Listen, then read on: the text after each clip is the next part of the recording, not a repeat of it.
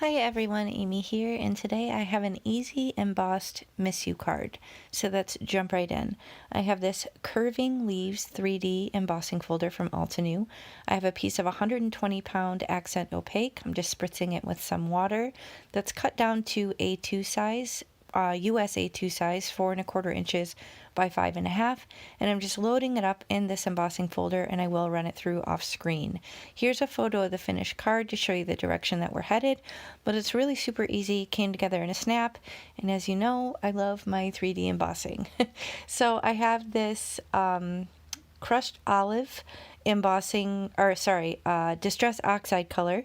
I've recently acquired all of the reinkers. I've had the entire collection of distress oxides for a long time now, but I haven't had the reinkers. So the fact that I got the reinkers and I can make my kind of dry pads juicy again, I decided to kind of give it a go and play with them more often. So I'm also trying to go out of my comfort zone and kind of grab colors that maybe I wouldn't necessarily gravitate towards. So that's what you see here. I'm kind of working with this crushed olive. It looks a little bit yellow on the screen. It's actually kind of a delicious vintagey looking yellowy green color. So I'm just kind of creating a vignette around the edge of the card panel, and then I attach it to a card base after I clean up my work surface. Just going to use some tape runner here just to put it down. And again, that's the same cardstock, 120-pound accent opaque. I will link any available products in the video description box below if you expand and scroll down. And if you do follow those links, I may make a small commission at no additional cost to you. So I really appreciate that.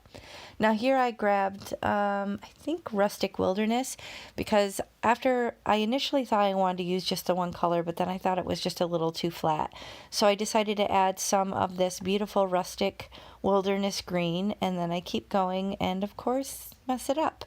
So here you can see, look at that, just a big chunk of green, and I thought, what am I going to do? Well, my solution is going to be putting the sentiment there. So I kind of just messed it up, but I'm not going to pitch it. I'm just going to keep working with it, clean my work surface again, and then I'm going to get my sentiment book. So this is my storage solution for all my die cut sentiments that are ready to go. This is how I'm able to batch and create cards quickly.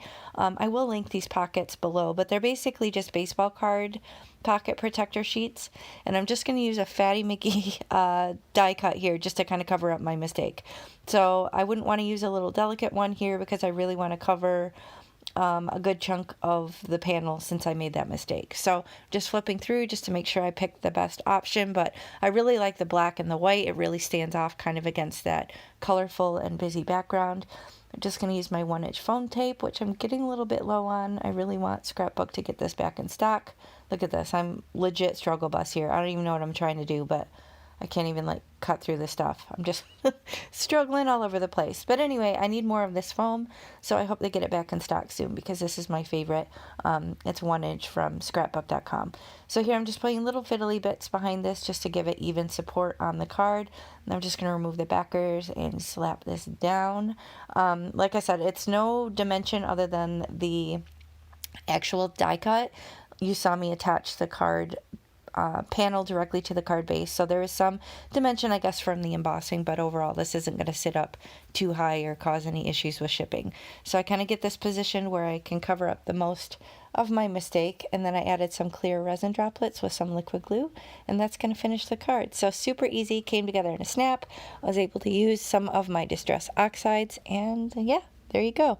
Hope you enjoyed this. If you did, please hit the thumbs up and consider subscribing, and I'll catch you next time. Bye.